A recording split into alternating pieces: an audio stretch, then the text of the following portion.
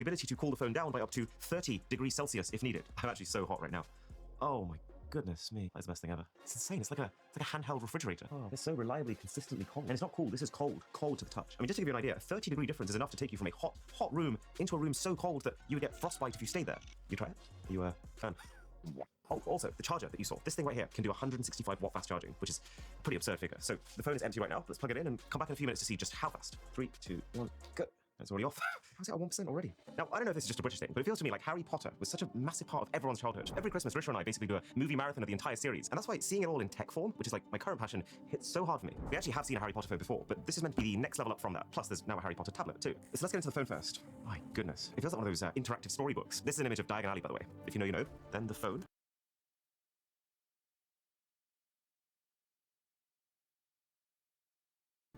And behind it, that's the sword of Godric Gryffindor.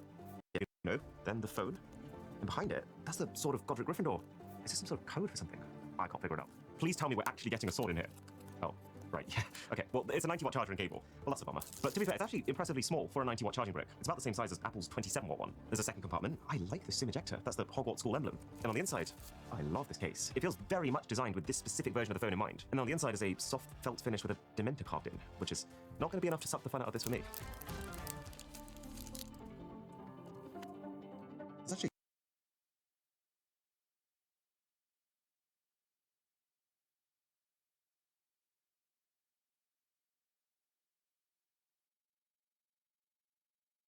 so much going on here. Considering that the phone at a glance doesn't actually look messy, they have crammed in a lot of Easter eggs. You know, I'm not even the resident Harry Potter expert. Can you help me out? I love this. This is so awesome. Okay, so what are all these? Okay, so I actually have no idea what these are.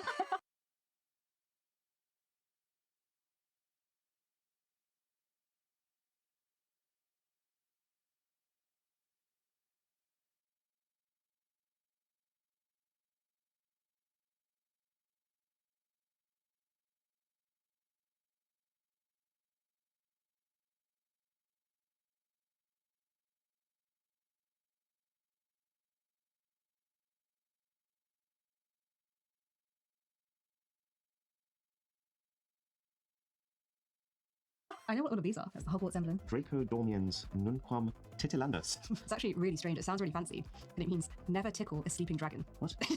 I think it's meant to be like, you know the quote, let sleeping dogs lie. It's like, if you see a sleeping dragon, don't tickle it. Noted. What are all these things? So these are all the 7 Horcruxes. Is it a spoiler if I explain the Horcrux? Is there such thing as Harry Potter spoilers at this day? Voldemort split his soul into 7 different pieces so that he can't die just by someone killing him. So the 7 different things that he split into, these are the 7 things, so 7 items. So cool. It's Harry's lightning bolt where the flash is, and then it says Lumos, because that's where you're lighting up from. And Lumos is a spell for light. Would you switch from an iPhone to this? Yes. Hand it over. Hand it over. I switched for this backing. This is a verbal contract. Oh, I just realized. The curvature on this case perfectly matches the curvature on the phone, such that when you put them together, that's how you do it. That is how you do it. It's shocking that I'm so surprised by this, but you'd be amazed how many companies don't think to match their case designs with the phone designs. 64%. 64%. How long has it been? 15.5 minutes. That is extremely fast. Just before we turn it all on, the tablet is something completely new. Similarly, really tasteful box design. It looks a lot like the excellent book cover art that we've had over the years. What is in this? It's not a tablet, but it's so heavy. Oh, the back has the long quote from the Sorting Hat trying to decide whether to put Harry in Slytherin or Gryffindor. What? Oh my goodness. It's Hogwarts invitation letter, but like also a proper leather-like carrying case with a magnet where the stamp is. I don't think I've ever been fanboying as hard as I am right now with this limited edition. And then inside is this another case? Yeah, it looks like a hard case as a second option, but hats off, no pun intended, to whoever made this. This is a surreal experience. And then there's another little slide-out box which has stickers, 4 pages of stickers. Okay, then underneath the tablet, 3 more boxes. Oh man, don't tell me we're gonna be able to control this thing with a wand. Okay. Oh, that's still pretty cool though. It's a wand-coloured, very clearly custom stylus with Harry's lightning bolt next to the charging port. In here is a SIM ejector tool and then manuals. And in the final box is, oh, you were doing so well. It's just a standard white power brick and cable.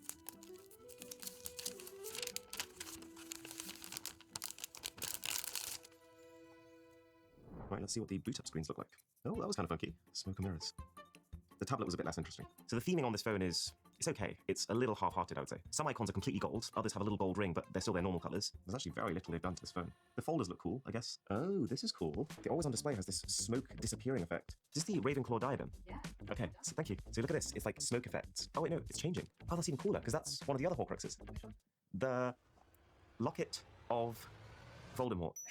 Technically correct. Thank you. Wait, so then every time you turn your phone on and off, it cycles to a new Horcrux. Wow, that's wicked. What about when you plug it in? Oh, it's kind of cool. Also just realized there's a little wizard's hat on the lock screen. Ooh, no way. Quick way to change your wallpaper between the various houses. Isn't that kind of crazy that we live in a time where this whole package was $500? Like all the effort and thought that went into this limited edition, but even forgetting all of that, just how much phone you now get. Like this thing right here is a nearly top of the line chip. It's a nice OLED display. It's 16 gigs of RAM, 512 gigs of storage, 50 megapixel main camera using Sony's Light 600 sensor, which is part of a whole new range of sensors, which are designed for mid-range phones, but I wonder if they're specifically better since it is a brand new range. Okay, so let's compare Drisha's old phone to Drisha's new phone. Oh no. The Harry Potter phone photo is atrocious compared to the iPhone. The difference is actually insane. Oh yeah, I've wanted to do this for a while. Lumos. 以下结果来自百度。 Okay, it's meant to turn the flashlight on. The tablet's design is a lot simpler than the phone's design, which is strange considering it has 4 times the canvas size to play with. But I'm assuming they've done that because of the stickers. Oh, I've just realized they've themed each one of these pages after one of the houses. I think I'm a Ravenclaw. Oh bloody hell, here we go. I don't know what any of these items are. So this is a 120Hz 12.1-inch display, which is quite a nice size, but it's only an LCD screen. I guess because your screen is going to be a much bigger part of the cost of a tablet than it is on a phone, you can save a lot by going for LCD versus OLED. But you can tell, it looks pretty washed out and is not nearly as bright as the phone. The thing is also just a lot less powerful than the phone. In every way, like less powerful chip, less RAM, less storage. And it's a bit weird because your tablet, especially big tablets like this, are usually where your proper work happens. I'm guessing the company just decided that all these Harry Potter products, they need to be affordable, and to make a tablet as affordable as a phone, you need to cut more corners. Or, you know, Voldemort's secretly their business manager. Ah, so this is the Redmi Smart Pen. I've just connected via Bluetooth.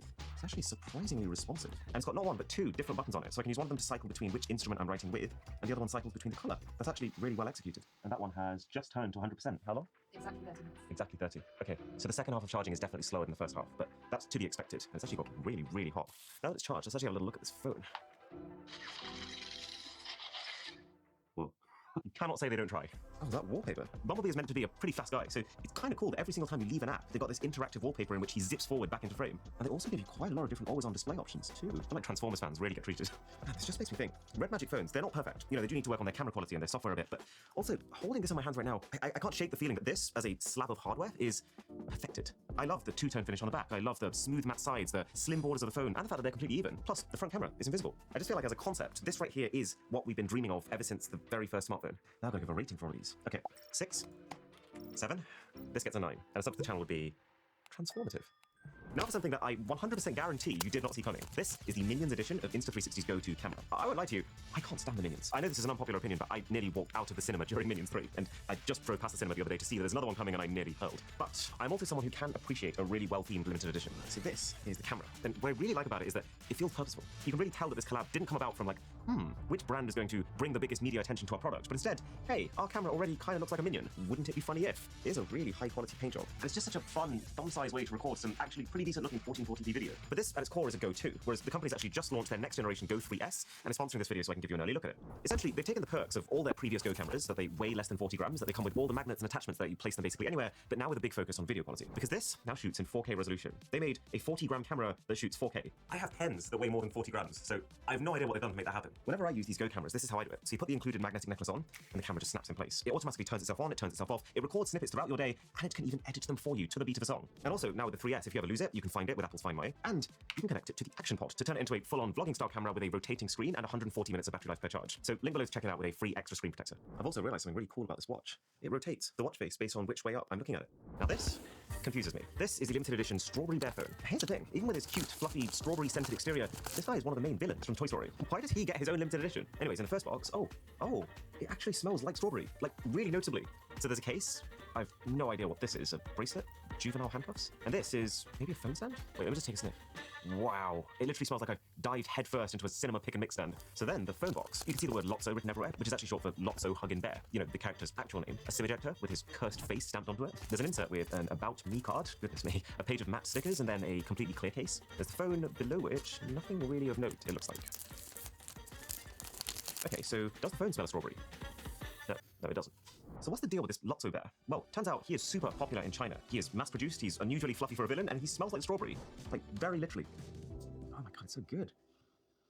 And so he's actually become a bit of a sensation outside of his real origin. People are buying him as the Strawberry Bear, not even knowing what he's from or who he was. This is the guy who tried to kill Woody, Buzz, and the gang. The phone itself has basically the same design as the case. It's like very nearly cute with all the fruit patterned across it and the soft gold highlights going around the trim, but then you look down and shivers. The bear's face is like, no joke, 3D sculpted onto the back of this, so I can feel every contour. This dude makes me so uneasy with his like eyebrows and face. It's very, very immediately clear though how much thought has gone into this skin. And even the wallpaper almost looks like real fur you're touching. Let's have a look at the charging animation. No way! Strawberries are just falling into his hand. Like, so much effort has gone into this, and it's so strange. Now, I just realized also, they've developed a custom font for the lock screen clock. Every part of this user interface looks like you could stroke it. So apparently we should have custom Lotso frames that we can use around our photos. Oh my goodness. That is absolutely atrocious. Thanks, Strawberry Bear. I hate it. But probably the craziest part of this whole thing is that Lotso Bear should also be your assistant here.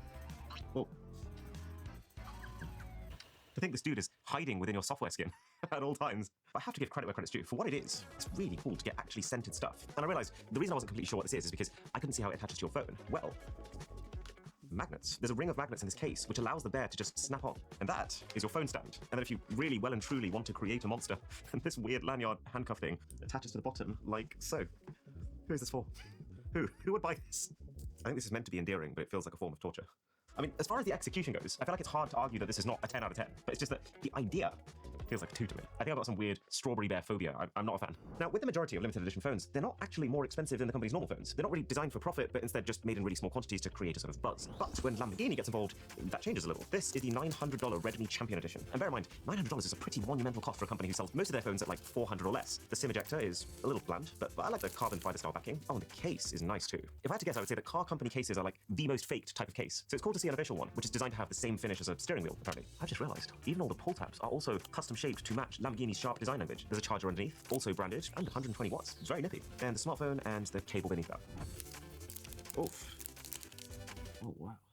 Now, to be completely real with you, I personally find Lamborghini cars pretty disappointing. I don't own one, hell no, but I've done these like driving experiences, and every time I do one, I'm constantly surprised at how poor the technology is within what's meant to be a super car. Like, genuinely a Hyundai at 20th of the price has better tech. That said, the aesthetics of Lamborghinis are drool-worthy, and this seems to be mostly borrowing that, which makes it, in my books, the nicest looking and feeling Redmi phone I have ever held in my hands. And the actual Lamborghini logo looks like real gold, even though it probably isn't. There's so much detail in the top section, and then the bottom section mirrors that same Lamborghini-style chevron. But even the lanyard has the same chevron, and then you use that chevron to place it within the case so that when the phone is on top of it, the lanyard completely supports its vein.